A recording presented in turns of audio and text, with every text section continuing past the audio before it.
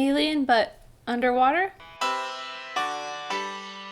Hey, I'm Amy and welcome back. Because there are no new movies coming out, I'm going to be going back through not all of, but a lot of the movies that came out while we could still go to theaters and be reviewing some of those while quarantine is happening. And today, that is Underwater. This is a movie that I wasn't particularly interested in going to see. I probably would have watched it maybe someday down the line. Instead, I spent $6 renting it.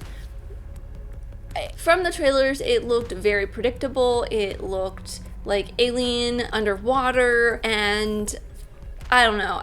I'm not a Kristen Stewart fan. I've talked about this in Charlie's Angels and a lot of other videos, so I'm not really gonna get too deep into that. If you really want to get my thoughts on her, check out my Charlie's Angels video. I heard good things about it, so I was like, why not watch it? I wanted something a little scary, and well, I don't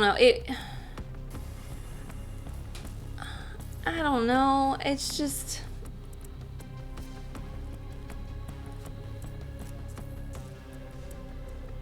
underwater stuff makes me claustrophobic. I didn't really get that with this though. I did a little bit in the new Godzilla movie where they are in that underwater thing. This, I didn't necessarily get it that much, but I think that's because about 3/4 of the way through the film, I kind of checked out and I had guessed what was going to happen because it did get a little bit predictable. Also, I forgot TJ Miller's in this. Not a big TJ Miller fan either. So I'm just, polarizing everybody with this video. There are some things that I did like about this, that it really just starts right off in your face, basically with what happens in the beginning of the trailer.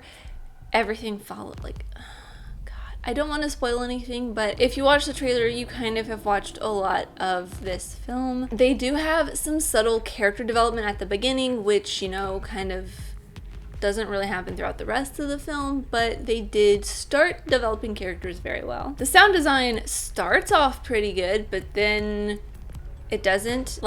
They do have some very basic standard what happens during an explosion, like the muffled sound, what sounds underwater sound like, but at the same time, they didn't stay consistent with it. It didn't feel like to me, but again, I was trying to watch as best as I could, but I kind of was just like, I know what's going to happen. I checked out a little bit. I know I said I was going to try to talk about some things that I liked about this, but I'm not trying to spoil anything. I don't think this is really a spoiler because you can tell this from the trailer, and I pretty much have already said it. It is a little bit like Alien or Aliens underwater. Alien is one of my favorite horror movies, so yes, I consider Alien a horror movie. I love that movie so much, and this just felt like that's what it was trying to be, even though it's a totally different kind of monster. It's not an alien, it's something different. If you haven't seen it, I will not spoil for you, but at the same time, I'm like, I don't really care. When this monster showed up, I did not care at that point what the monster was. I feel like I had already seen this film a bunch before, just with a different cast of characters. I don't know, but one other thing, I guess, is that it felt like it was trying to build tension at some points, but it didn't.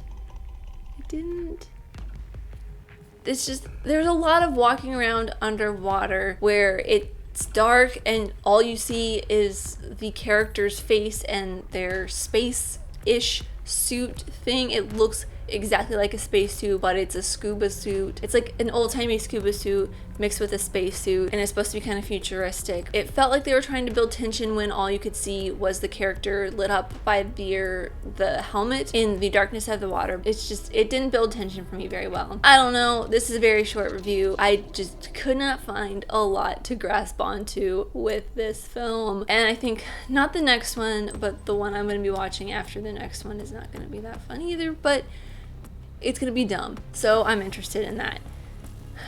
but this one just kind of left me wanting more, I think. I think maybe if I had watched it in the theater going experiences do matter. If I had been able to experience this in the theater, it might have been different. It might have been different having the atmosphere of everybody around me. It might have been different having the surround sound versus just the speakers from that TV. It might have been a whole lot different if I had had that experience. But anyways, rewatch score for this is a TV. I don't think I would ever, like, really, I would say avoid, but it's not that bad. I would not go out of my way to not watch it. If it's on TV, maybe I'll throw it up. If there's literally nothing else on, even then I can still go to Hulu or to Netflix or Disney Plus or a plethora of other places.